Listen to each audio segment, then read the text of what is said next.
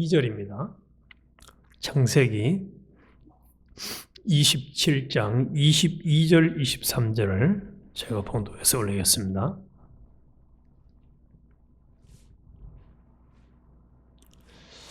야곱이 그 아버지 이삭에게 가까이 가니 이삭이 만지며 이르되 음성은 야곱의 음성이나 손은 에서의 손이로다 하며 그의 손이 형 에서의 손과 같이 털이 있으므로 분별하지 못하고 축복하였더라. 30절 한 절만 더 봅니다. 이삭이 야곱에게 축복하기를 마침에 야곱이 그의 아버지 이삭 앞에서 나가자 곧 그의 형 에서가 사냥하여 돌아온지라. 아멘. 오늘 아침에는 축복을 가로챈 야곱이라는 제목으로 같이 은혜를 나누겠습니다. 축복을 가로챈 야곱. 이 창세기 27장은 이삭의 축복을 둘러싼 이야기로 야곱과 에서의 형제 사이에 발생한 속임수와 또 축복의 전달을 중심으로 전개되고 있습니다. 이삭의 아들 에서가 받을 축복을 어머니 리브가의 계략으로 야곱이 대신 받게 되어지는 사건을 통해서 하나님의 뜻과 인간의 계획이 충돌하는 상황 속에서도 하나님의 섭리가 이루어짐을 보여주고 있습니다. 우리 본론적으로 들어가기 전에 우리 각자가 지금까지 살아온 것을 가만히 뒤돌아보면은 우리 계획대로, 우리의 생각대로 된 것이 있던가요? 하나도 없습니다. 자문에 말씀하신 것처럼 사람이 마음으로 계획을 해도 그 길을 인도하시는 분은 하나님이다 한 것처럼 하나님의 계획대로 이루어져 왔습니다. 앞으로도 마찬가지입니다. 그래서 이 본문에 들어가기 전에 하나님께서 나를 지금까지 인도해 오신 하나님의 그 주권 섭리가 앞으로도 계속될 것이라는 확실한 믿음을 가지고 우리는 어떻게 살아갈 것인가를 다시 한번 따져봐야 됩니다. 이 27장에서는 철저하게 하나님의 섭리와 인간의 계획이 이렇게 맞물려 가는 것을 볼 수가 있는데 1절에서 보면 이제 이삭이 나이가 들어서 눈이 어두워져 가지고 자신이 죽을 때가 가까웠음을 느낍니다. 그래서 장자인 에서를 불러서 그에게 축복을 주겠다고 말합니다. 그래서 이삭은 에서에게 들에 가서 사냥을 해서 맛있는 음식을 만들어 오라고 지시를 하고 그 후 축복을 주겠다고 약속을 합니다. 이 상황을 부인 리브가가 듣고는 야곱을 축복받게 하려고 계획을 세웁니다. 그래서 에서가 사냥을 하러 간 사이에 이 이삭의 아내 리브가는 그 대화를 딱 듣고서 야곱에게 이야기를 해줍니다. 에서가 받을 축복을 가로채도록 계획을 세웁니다. 그래서 리브가는 야곱에게 염소 새끼를 잡아서 그 고기를 이삭에게 대접하고 에서처럼 가장하여 이삭의 축복을 받도록 돕습니다. 다 아시겠습니다만 에서는 털이 많고 야곱은 털이 없어요. 손목에도 털이 없고 목에도 털이 없으니까 그것을 이제 꾸미도록 이 리브가 어머니가 도와줍니다. 그래서 야곱은 에서처럼 보이기 위해서 에서의 옷을 입고 또 손과 목에 염소털을 더 씌워서 에서의 털이 많은 외모를 흉내를 냅니다. 그래서 아까 읽은 것처럼 에서가 이삭이 뭐라고 합니까? 목소리는 분명히 이게 야곱인데 만져보니까 이게 에서다. 이게 지금 오늘 본문의 내용이. 그래서 이 사실상 리브가의 이와 같은 속임수가 통하고 있는 내용을 본문에서 보고 있습니다. 그런데 이상한 것은 분명히 이 리브가가 한 행위와 야곱이 한 행위는 정상입니까? 비정상입니까? 이건 거짓말이잖아요. 속이는 거잖아요. 그런데 이 창세기 27장에서 하나님이 리브가와 야곱은 거짓된 행동을 했다라고 지적해 주는 장면이 전혀 나오지 않습니다. 계속 앞으로 안 나와요. 그래서 단순히 이 두 사람이 그냥 합작해서 그렇게 아버지 이삭을 속였다라고 말할 뿐입니다. 그럼에도 불구하고 하나님은 이삭을 이 야곱에게 축복하도록 해줍니다. 그래서 사람들의 행위가 선하든지 또는 악하든지 하나님은 그들의 모든 행위를 이용하셔서 자신의 약속을 성취해 간다는 것을 이 27장은 아주 강력하게 보여주고 있습니다. 그래서 하나님은 자신의 약속에 근거해서 사람들에게 은혜를 베풀어 주십니다. 할렐루야죠. 하나님은 자신의 약속에 근거해서 은혜를 베풀어 줍니다. 그래서 하나님의 뜻이 이미 야곱을 택하셨음에도 불구하고 이 리브가와 야곱은 인간적인 방법을 썼습니다. 이 사건은 이전에 에서가 자신의 장자권을 야곱에게 팥죽 한 그릇에 팔았던 내용뿐만 아니라 또 25장 23절에 보면은 큰 자가 어린 자를 섬기리라 라고 분명히 하나님이 리브가에게 알려주었습니다. 그래서 이 하나님이 야곱을 택하셨다는 사실은 리브가가 임신 중에 쌍둥이 아들들 때문에 괴로워할 때 명확하게 이해해 주셨어요. 그래서 제가 한번 읽어볼게요. 25장 23절인데 여호와께서 그에게 이르시되 두 국민이 내 태중에 있구나. 두 민족이 내 복중에서부터 나누이리라. 이 족속이 저 족속보다 강해였고 큰 자가 어린 자를 섬기리라 말씀했습니다. 여기서 큰 자가 어린 자를 섬기리라는 말씀은 에서가 야곱을 섬길 것을 암시해주고 있습니다. 하나님께서 이미 야곱을 택하셔서 언약의 계승자로 삼으셨다는 것을 보여주고 있습니다. 그런데 더 놀라운 것은 이 말씀을 로마서 9장 10절에 가면 또 말씀합니다.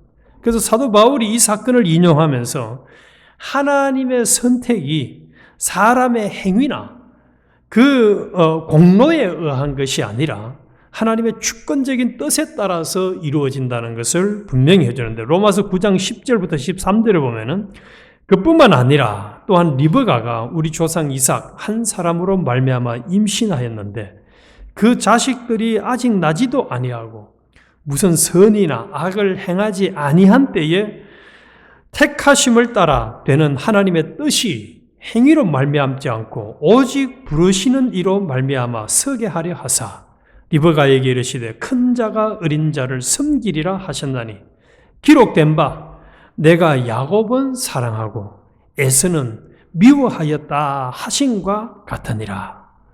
이 말씀을 통해서 하나님이 야곱을 택하신 것이 그들의 출생이나 행동과는 전혀 상관없다는 거예요. 하나님의 주권적인 선택이었다는 것을 알 수가 있습니다.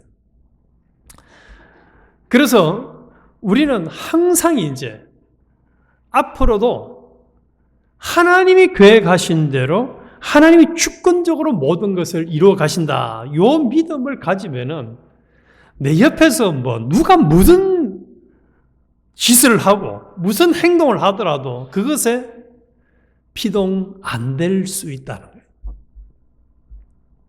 우리 잘 아시지만은 다니엘이 사자굴 앞에서 왕이 집어넣으려고 이제 할 때에 왕은 불안해 죽겠잖아요. 자기가 사랑하는 아끼는 사람이 사자굴에 죽을 것 같으니까. 근데 다니엘은 그들에 대해서 그 상황에 두려움이 있던가요, 어떤가요? 전혀 없습니다. 요 주권적인 하나님이 알아서 하실 것이라는 것. 모든 상황은 하나님 주권적으로 섭리한다는 사실. 오늘 이 부분은 좀 더 살펴보면 야곱은 리브가의 지시에 따라서 이제 에서인 척하고 이삭을 속여서 장자의 축복을 받습니다. 그래서 이삭은 야곱이 에서라고 속인 것을 의심은 분명히 합니다. 그런데 결국 에서라고 믿고 그에게 축복을 내립니다.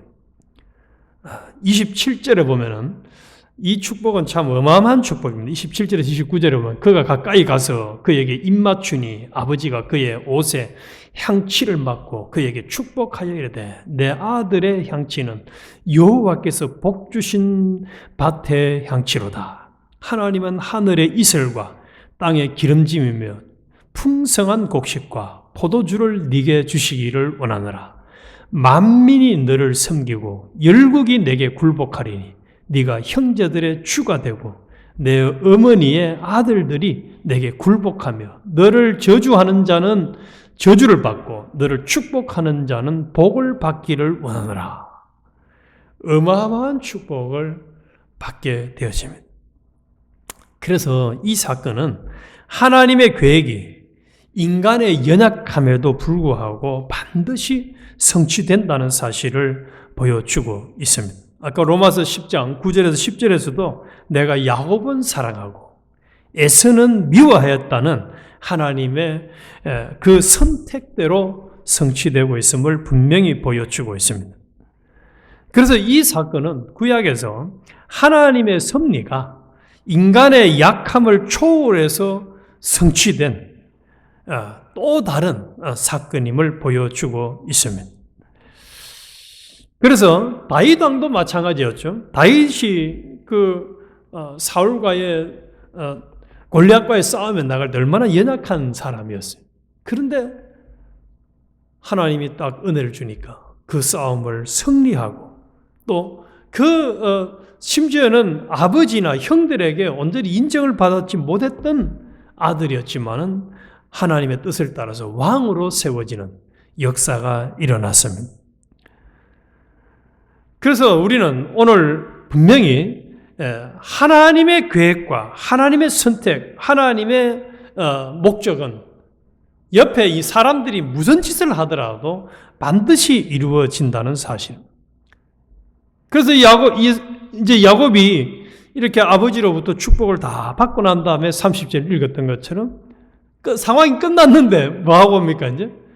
염소를 잡아가지고 와서 아버지에게 내가 이제 아버지를 위해서 준비해 왔습니다 라고 하니까 이미 상황은 끝나버렸습니다. 그래서 이 사실을 알고 이제 에서는 화가 나서 야곱을 죽이려고 하죠. 이 상황에서도 또 하나님은 이 에서의 모략을 리브가가 딱 듣고는 야곱에게 너 여기 있으면 맞아 죽으니까 삼촌 집에 가서 좀 기다리라. 그렇게 피신하더래. 여기 43절 적어보십시오. 내 아들아 내 말을 따라 일어나 하란으로 가서 내 오라버니 라반에게로 피신하여 내 형의 노가 풀리기까지 몇 날 동안 그와 함께 거주하라. 내 형의 분노가 풀려 내가 자기에게 행한 것을 잊어버리거든 내가 곧 사람을 보내어 너를 거기서 불러오리라. 어찌 하루에 너희 둘을 잃으랴 라고 합니다. 그래서 또 이 에스로부터의 재앙을 피하도록 하나님이 리브가에게 딱 듣게끔 해가지고 조치를 내려줍니다. 그래야 야곱을 통해서 하나님이 이를 성취하겠다는 약속이 성취가 되잖아요. 우리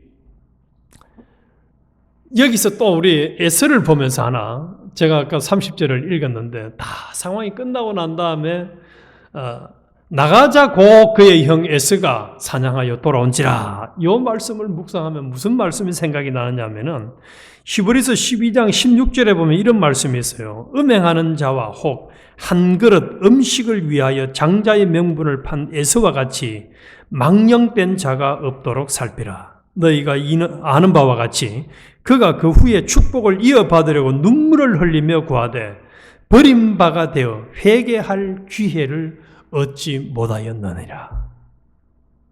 장자의 축복은 하나님의 은혜와 축복을 예사롭게 여기고 나서 다시 기회가 오지 않았다는 사실을 히브리서 기자는 지적해주고 있습니다. 그렇다면 우리는 어떻게 살아야 되겠습니까? 항상 이 야곱처럼 하나님의 축복과 은혜가 아니면은 절대로 나는 복된 삶을 살 수가 없다. 정상적인 삶을 살 수가 없다는 이 확고한 깨달음과 믿음이 있어야 돼요.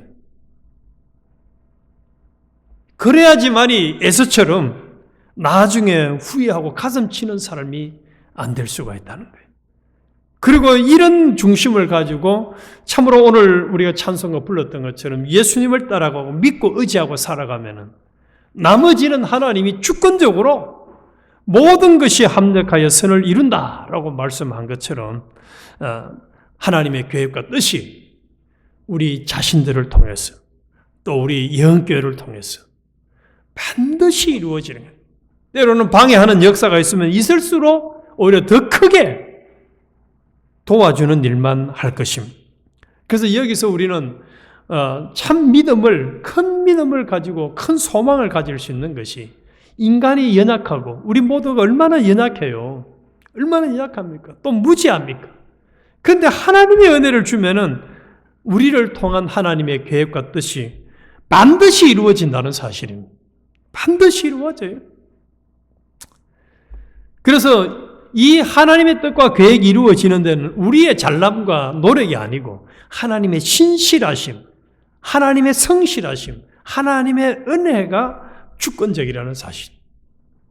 그러기 위해서는 우리는 이런 하나님의 뜻이 우리를 통해서 이루어질 수 있도록 철저하게 오늘도 내일도 남은 생에도 참으로 우리 속에 있는 옛사람을 부인하고 하나님의 뜻을 따라서 순종하는 생활을 잘해서 참으로 하나님이 함께 해주셔가지고 야곱에게 축복해 주셨던 이 축복 또 우리를 통해서도 하나님이 이루시려고 지금까지 살려놨잖아요.